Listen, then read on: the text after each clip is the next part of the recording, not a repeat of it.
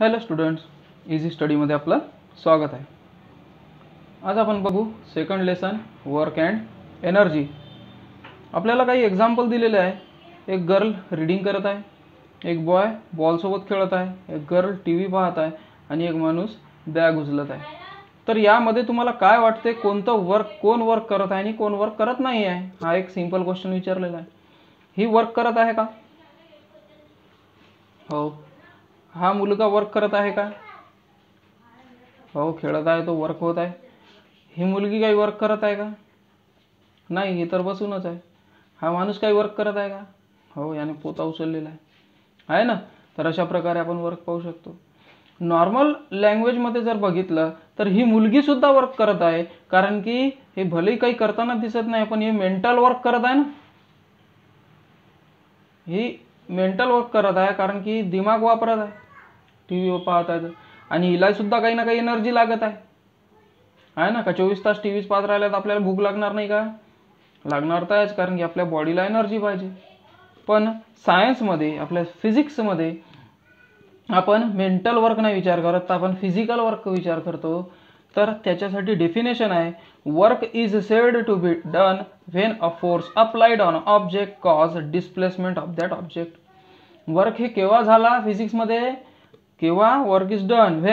When a force is applied, जेव्हा एखादा force apply होते, एखादा फोर्स लागते, अँड ऑब्जेक्ट कॉज डिस्प्लेसमेंट, आणि ऑब्जेक्ट काय होते? डिस्प्लेस होते, एका ठिकाणाहून दुसऱ्या ठिकाणी जाते.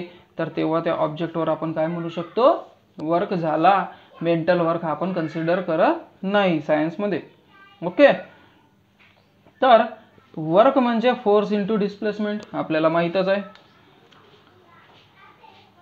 तर याच्यावर force into displacement means work, यावर आपण काही एक्झाम्पल बघू. आता पहा, ए फिगरमध्ये एक मुलगी काय करत आहे? कारसोबत खेळत आहे. टॉय असेल कदाचित. त्या टॉयला हाताने मागे पुढे करत आहे. तर तिच्याकडून वर्क होत आहे. वर्क तर हे तिघांकडूनही होत आहे. एक मुलगी कार्ट ओढत आहे, याला कार्ट म्हणतात, छोटंसं टॉय. आणि ही गाडी या गाडीला ओढत आहे. आता ही जे फोर्स लावत आहे, ही जे ताकद लावत आहे, हे गाडीच्या मागून लागत आहे आणि गाडी पुढे पुढे चालली, म्हणजे या डायरेक्शननं. ही मुलगी कार ओढत आहे, पण ही कार वरच्या दिशेने ओढत आहे. मुलीचा हात वर आहे आणि कार खाली आहे. पण कार हे वर चालली का? कार हे सरळ चालली.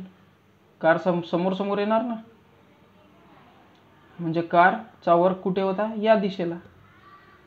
पण मुलीने या दिशेने ताकद लावली, म्हणजे मुलीचा फोर्स कुठे लागत आहे?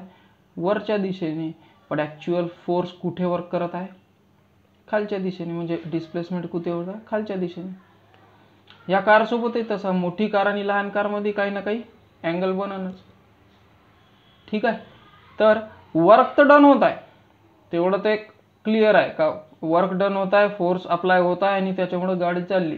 पण फोर्सचा डायरेक्शन कोणत्या साईडला आहे तोही महत्त्वाचा असतो.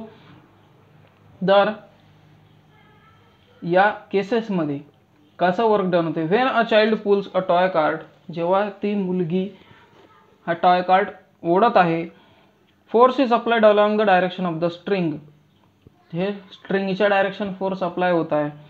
जेव्हा cart pulling, in this case, in order to calculate the amount of work we have to convert the applied force into force acting along the direction of displacement. या केसमध्ये काय होतं माहिती आहे का? फोर्स कुठे लागला? स्ट्रिंगवर. पण गाडी कुठे चालली? रोडवर. चेंज झाला नाही तर डायरेक्शन, तर आपल्याला हे कन्व्हर्जन करावं लागेल. कन्व्हर्जन कसं? तर तो आपल्याला दिलेला आहे. Let F be the applied force and F1 be the component. समजा या मुलीने फोर्स लावला स्ट्रिंगवर F, पण ॲक्च्युअल फोर्स कोणता लागला? F1. समजला आता इथपर्यंत? आपण कोणती वस्तू धरतो, तर उभ्यानं धरली, समजा ओढली ते गाडी, तर आपली ताकद स्ट्रिंगवर लागली, ते झाली F. पण ह्या फोर्सनं गाडी ओढली का? याच्या काही पार्टनं ओढली, तो झाला F1. याला म्हणू आपण F1. तर work is equals to force into displacement. आपल्याला माहित आहे. इथे F1 काऊन घेतला, कारण की ॲक्च्युअल फोर्स तो धाग्यावर जो लागला, जो स्ट्रिंगवर, तो नाही पाहिजे आपल्याला, जो गाडीने ओढला तो वाला फोर्स पाहिजे, म्हणून F1 घेतला. आता the force F is applied on the direction of the string that is angle with horizontal. आता पहा, हे होती गाडी, हे मुलीचा हात. या मुलीच्या हाताने काय केलं, ते स्ट्रिंग ओढला म्हणजे हा झाला फोर्स, आणि इकडे गाडी या साईडला ओढल्या गेली म्हणजे F1, आणि यानं काय केलं, एक अँगल निर्माण केला, म्हणून फोर्स F आणि फोर्स F1 याने काय केला, एक अँगल निर्माण केला. तर इथे आलं ट्रिग्नॉमेट्री. ट्रिग्नॉमेट्री काय म्हणते, समजा हा अँगल थीटा असेल तर आपण कॉस थीटा घेऊ. कॉस थीटा म्हणजे बेस अपॉन हायपोटेनस. आता इथं कॉस थीटाच कोण घेतला, दुसरा थीटा कोण नाही घेतला, कारण की आपल्याला बेस माहीत आहे आणि हायपोटेनस माहीत आहे, हे वाली साईड माहीतच नाही आहे, म्हणून आपण बेस अपॉन हायपोटेनस घेऊ कॉस थीटा. मग बेस काय, F1, आणि हायपोटेनस काय, F, म्हणजे F1 इज इक्वल्स टू हा डिवाइड बाय गेला इथं मल्टिप्लाय F कॉस थीटा.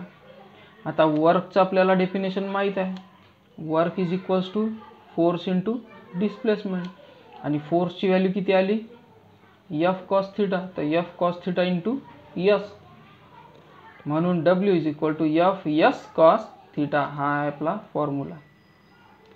ठीक आहे. नंतर टेबल दिलेला आहे, थीटाच्या व्हॅल्यू दिलेला आहे आणि कॉस थीटाची व्हॅल्यू दिलेली आहे. जर थीटा 0 असला तर कॉस थीटा 1 असते, जर थीटा 90 असला तर कॉस थीटा 0 असते, आणि जर थीटा 180 असला तर कॉस थीटा -1 असते.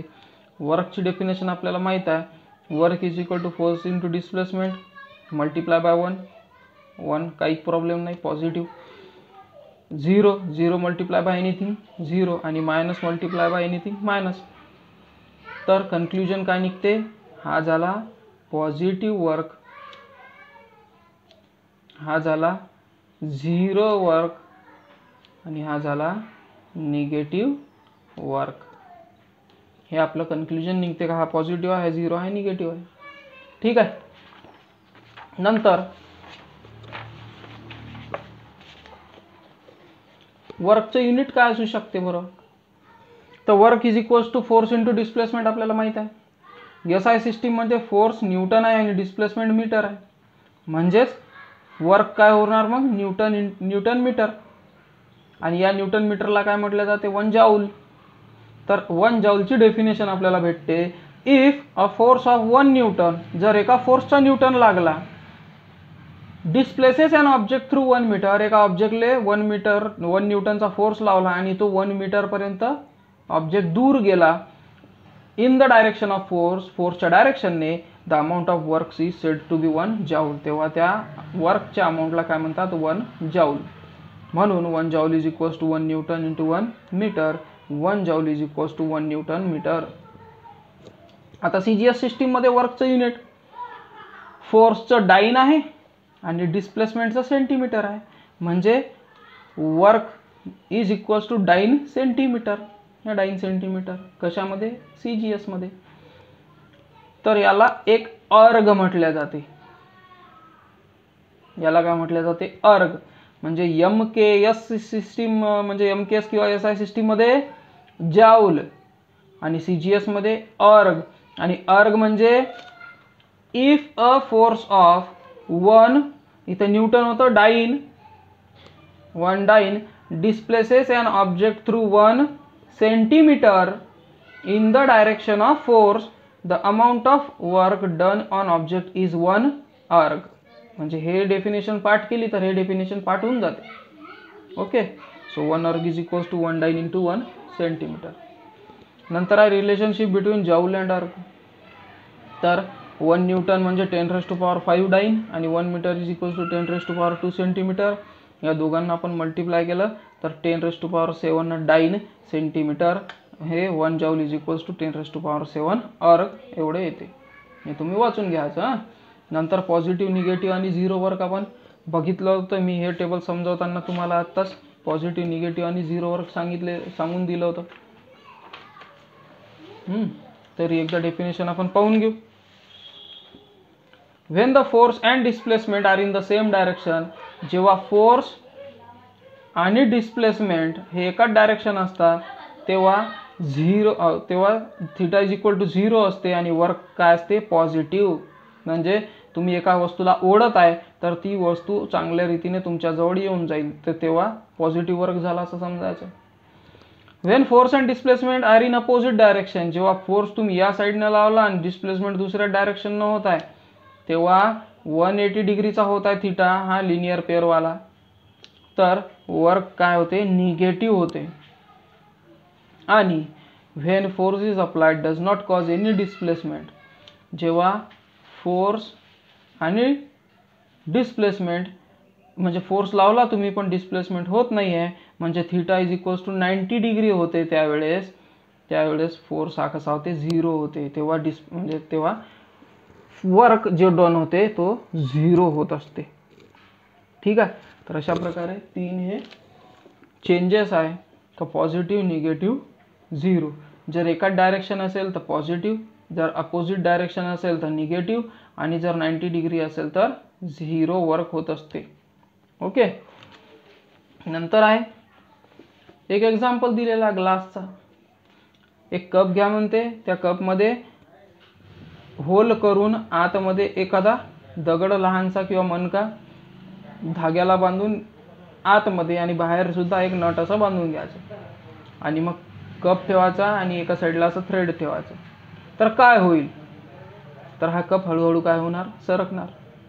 नंतर हा कप सरकत असेल तर त्याच्यावर एक रूलर ठेवून द्या, तर वर्क काय होणार आता इथे स्टॉप होऊन जाणार. आणि तिसरं दाखवलेलं आहे दोन्ही साईडला जर तुम्ही धागा ठेवला तर काय होणार, तर हा कप हलणारच नाही.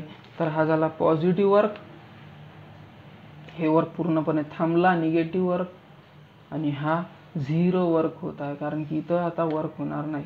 हा निगेटिव्ह वर्क आणि हा 0 वर्क कारण की इथं तुम्ही आता त्याला स्टॉप करून ठेवलेला आहे. ओके. नंतर आहे आर्टिफिशियल सॅटेलाइटचं एक एक्झाम्पल दिलेलं आहे का आर्टिफिशियल सॅटेलाइट हा अर्थच्या सर्क्युलर पाथमध्ये फिरत असते. हा आर्टिफिशियल सॅटेलाइट, हा अर्थ, हा सॅटेलाइट, हा सॅटेलाइट असा फिरत असते. हा अर्थ सोबत रेडियसच्या हिशोबाने आपण घेऊ आणि हा सर्क्युलर फिरतो. आणि हा फिरतो कसा माहिती आहे का, टँजेंट टू द रेडियस, रेडियसला 90 डिग्रीचा अँगल करून फिरत असतो प्रत्येक वेळेस कुठेही फिरला जाते. आता हा अँगल कितीचा झाला 90 डिग्री, आणि 90 डिग्री म्हणजे मी कोणता वर्क सांगितला 0 वर्क. म्हणजे या सॅटेलाइट जर 90 डिग्रीवर ठेवला, आपल्या अर्थच्या रेडियसच्या टँजेंट ठेवला तर त्याच्यावर वर्क कोणता होणार आहे 0 वर्क. म्हणून हा सॅटेलाइट 0 वर्कवर चालते, याच्यावर कोणताही प्रकारचा फोर्स ॲक्ट होत नाही. म्हणून याला एकदा वर पोहोचला सॅटेलाइट तर त्याला फ्युएल लागत नाही, त्याला कोणत्याच प्रकारचा इंधन लागत नाही. ओके. नंतर सॉल्ड एक्झाम्पल्स आहेत,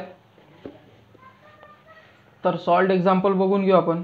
calculate the work done to take an object of mass 20 kg to the height of 10 metre. 10 मीटरवर न्यायचा एक 20 किलोचा ऑब्जेक्ट, तर किती वर्क झाला पाहिजे. जी ची व्हॅल्यू माहिती आहे आपल्याला 9.8 मीटर पर सेकंड स्क्वेअर. तर मास ऑफ ऑब्जेक्ट, डिस्प्लेसमेंट आणि ग्रॅव्हिटेशनल फोर्स दिलेला आहे. Force is equals to mg. इथे निगेटिव्ह 9.8 काऊन घेतला, कारण की हे वर फेकत आपण खाली तर येत नाही आहे. म्हणजे force is equals to 196 newton एवढा फोर्स लागला. आता वर्क म्हणजे force into displacement 196 into 10 minus 1960 joule. आता हा निगेटिव्हचं मिनिंग काय का हा डिस्प्लेसमेंटच्या अपोजिट वर्क होत आहे. म्हणजे फोर्स लागला अपोजिट आणि डिस्प्लेसमेंट होत आहे अपोजिट. ग्रॅव्हिटेशनल फोर्स खाली लागत आहे आणि तो बॉल कुठे गेला वर गेला, म्हणून इथे निगेटिव्ह व्हॅल्यू आली. दुसरा क्वेश्चन आहे, Praveen has applied a force of 100 newton. प्रवीणने 100 न्यूटनचा एक फोर्स लावला, 60 डिग्रीचा अँगल गेला. ठीक आहे. To the horizontal, the object get displace in the horizontal direction 400 joule. प्रवीणने काय केलं, एक वस्तू होती, प्रवीणने अशा स्थितीमध्ये त्याला ओढलं आणि तो अँगल कितीचा बनवला 60 डिग्रीचा, आणि ते इथं लावली त्यानं ताकद प्रवीणनं, पण तो बॉल किंवा तो ऑब्जेक्ट कुठे गेला सरळच जाणार आहे ना, तर तो गेला पुढे. तर त्याच्यावर किती ताकद लागली, वर्क किती लागलं 400 जॉल, तर त्याचा डिस्प्लेसमेंट हा किती पुढे आला असेल. कॉस 60 ची व्हॅल्यू आपल्याला देऊन आहे 1/2, तर थीटा 60, फोर्स 100 न्यूटन, वर्क 400 जॉल, तर डिस्प्लेसमेंट किती W = Fs कॉस थीटा. हे जर आपण व्हॅल्यू टाकली तर आपल्याला ते 8 मीटर म्हणजे 8 मीटरपर्यंत तो ऑब्जेक्ट समोर येणार. ओके, तर अशा प्रकारे सॉल्व्ड एक्झाम्पल होते. त्यानंतर आहे एनर्जी. तर एनर्जी आपण पुढच्या व्हिडिओमध्ये पाहू. हा व्हिडिओ तुम्हाला आवडला असेल तर नक्कीच लाईक करा, शेअर करा आणि सबस्क्राईब करा चॅनलला, कारण की सबस्क्राईब केलं तरच पुढचे व्हिडिओ दिसत असतात, त्यातनं नोटिफिकेशन येत असते. म्हणजे मी कोणतं व्हिडिओ टाकलं हे तुम्हाला समजलं पाहिजे ना. ओके, तर काही क्वेश्चन असेल, काही प्रॉब्लेम असेल तर कमेंट सेक्शनमध्ये मला जरूर विचारा. Okay, bye.